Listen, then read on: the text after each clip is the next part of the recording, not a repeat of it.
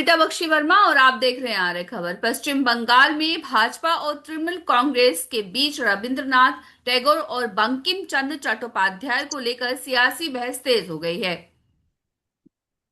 TMC ने आरोप लगाया है कि केंद्र सरकार के वंदे मातरम के सभी श्लोक गाने के नए निर्देश और भाजपा नेताओं की टिप्पणियां टैगोर का अपमान है।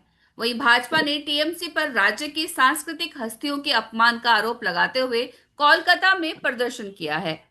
अब पश्चिम बंगाल में भाजपा और तृणमूल कांग्रेस के बीच रविंद्रनाथ टैगोर और बंकिम चंद्र चट्टोपाध्याय को लेकर सियासी बहस तेज हो गई है। इस पूरे मुद्दे पर हम्म। बात करने के लिए हमारे साथ हैं बीजेपी नेता आलोक वत्स।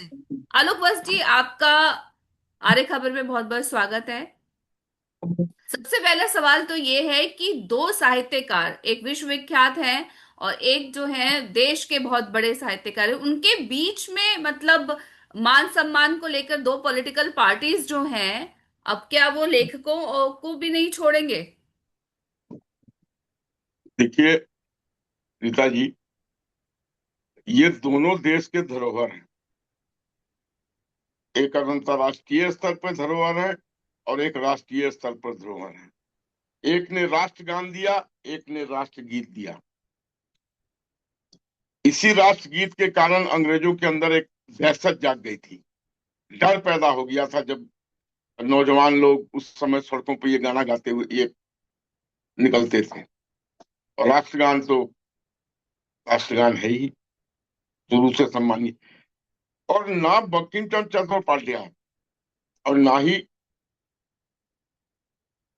धर्म आचार्य रविन्द्रनाथ टैगोर किसी की बपौती है। ये लोग विश्व स्तर के लोग थे और ये पूरे भारत के कण कण में थे। इसको कोई भी पार्टी, अरे बंगाल में पैदा हुए तो इसका मतलब क्या वो बंगाली के ही लोग होकर रह जाएंगे?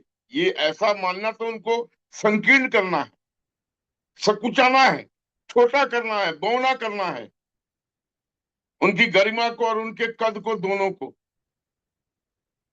डॉक्टर राजेंद्र प्रसाद बिहार से थे, तो क्या वो सिर्फ बिहार के लोग के लिए रह गए थे?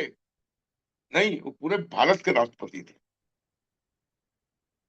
तो ये चीजें जिस तरीके से पॉलिटिकली तो यही इसको सवाल यहाँ पे लो, खड़ा होता है कि क्या पॉलिटिकल पार्टीज को ये पता नहीं है कि ये देश की अमूल्य धरोहर के रूप में है ये साहित्यकार, इनको लेके पॉलिटिक्स करने का लॉजिक जो है वो देखिए थोड़ा सा अटपटा देखिए सा है कि ये पहली बार ऐसा हो रहा देखिए है कि साहित्यकारों को लेकर देखिए उन्हें बांट दिया गया है। दो पॉलिटिकल पार्टीज ने इस तरह से लग रहा है कि साहित्यकारों को बांट दिया है। देखिए रीता जी, अब राजनीतिक स्तर और राजनीतिक बौद्धिक स्तर इतना ज्यादा गिर चुका है। अब आलू सब्जी बेचने भी कोई जाएगा तो उसमें भी लोग राजनीति निकाल लेंगे कि आलू फलाने पार्टी का है, आज प्याज फलाने पार्टी का है। इसलिए इन स्तर के नेताओं से आप कुछ एक्सपेक्ट नहीं कर सकती है। लेकिन राष्ट्र के लोग प्रबुद्ध हैं, महिलाएं प्रबुद्ध हैं, पुरुष प्रबुद्ध हैं।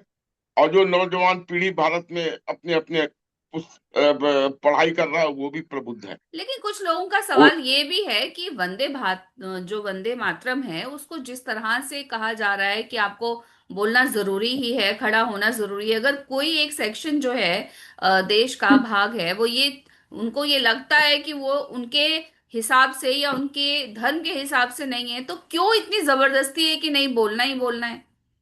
देखिए रीता जी, मैंने बहुत सौ के लोगों को देखा है। मेरे मेरे घर के बगल में एक महिला रहती थी। ओ, आज उनको मैंने बराबर देखा था कि वो थोड़ा मोटी भी थी। उनका नाम सोनी चौधरी था। उनको मैंने बराबर देखा था कि जब राष्ट्रगान होता था तो वो बिस्तर पर लेटे रहती थी। तो कौन उनके ऊपर लागू हो रहा था कोई चीज?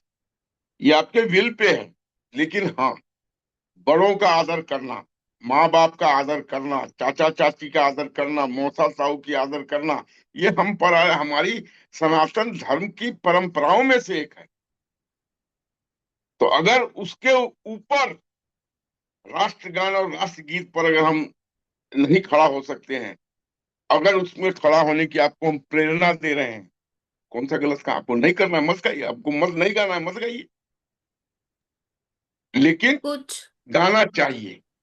कुछ जैसे प्रबुद्ध लोग हैं, उनका ये कहना है कि शायद राजनीति जो है अब उनके पास जो है विषय ही नहीं बचे हैं, तो इस तरह के बस विषयों पर। जी। खट गए, खट गए इंसान, बढ़ गए साए। आपने सही कहा, जिन लोगों ने भी कहा है कि अब उनके पास राजनीतिक विषय विलुप्त हो गया है, अब वो हर चीज में राजनीति निकालने की कोशिश कर रहे हैं, इसलिए इन लोगों की बातें करके हमारा अपना टाइम जाया करते हैं। एक और बात, जैसे कि जो वंदे मातरम है उसमें क्या ये भी कुछ लोगों का मानना है कि टीएमसी जो है एक तरह से फंस गई है ना, तो वो उसका मातरम है उसका पक्ष जो है वो उसको समर्थन कर भी नहीं पा रही है, और वो वंदे मना। जी। वन, वंदे मातरम के रीता जी जो दो के छंद थे सुबह, जो शुरू से लिए गए थे, अब सारे छंद लिए जा रहे हैं, छह के छह। जो दूसरे छंद है उसमें भारत के देवी देवताओं का नाम है। पहले वो लोग एक पर्टिकुलर सेक्शन को खुश करने के लिए उन चीजों को अलग थलग करके चले थे, और अब देश का सनातनी जाग चुका है, देश में सनातन अपनी जड़ें जमा रहा है, तो अब तो उनकी देवी देवताओं का भी स्मरण वो करेगा ही। इसके तहत चाहे किसी को अच्छा लगे या बुरा लगे। नहीं, इसमें जो है एक सवाल तो ये भी उठता है ना कि आखिर वंदे मातरम जो है हम लोग शुरू से बोलते भी आए, हम लोगों को आता भी है, स्कूल में बोलते भी थे, और ऐसी कोई बाध्यता भी नहीं थी, हमें पसंद भी था। और स्कूलों में ये कई स्कूलों में अभी भी जो ये बाध्यता अभी बोल दी गई, अनिवार्य कर दिया है, उससे पहले भी वंदे मातरम जो है वो स्कूलों में गाया जाता था। लेकिन अभी ऐसी क्या बीजेपी को बाध्यता है कि वंदे मातरम गाना अनिवार्य कर दिया गया है? दो मतलब मिनट। इसकी जरूरत क्या थी इस टॉपिक को लाने के लिए?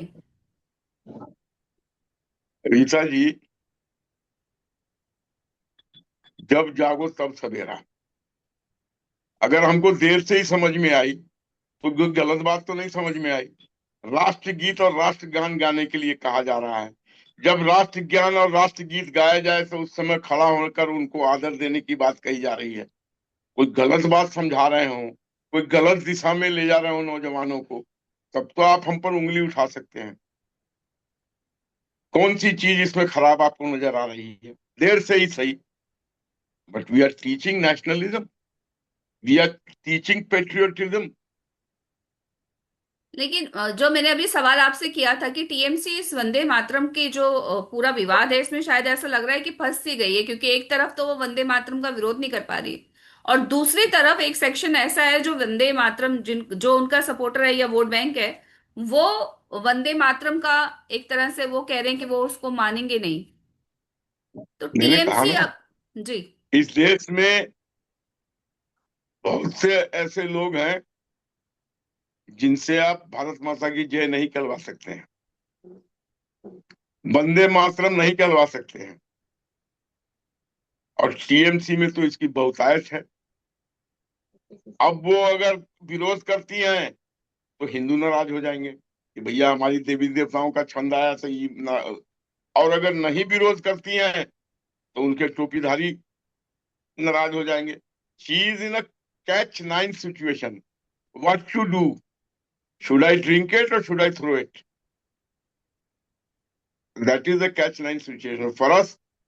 It is not a caste nine situation. We teach patriotism, we teach nationalism, and we are with it. हम उसके साथ बिल्कुल, हैं। हम ये एक हम राजनीतिक राष्ट्रगीत मुद्दा के है। साथ भी हैं, हम राष्ट्र जी। के गीत के साथ भी हैं, हम राष्ट्रगान के भी साथ हैं। बिल्कुल बिल्कुल, ये एक राजनीतिक मुद्दा है जहां दोनों पार्टियां एक दूसरे पर सांस्कृतिक हस्तियों के सम्मान का हवाला देकर आरोप प्रत्यारोप लगा रही हैं। इस पूरे मुद्दे पर हमारे साथ जुड़ने के लिए आपका बहुत बहुत धन्यवाद। धन्यवाद।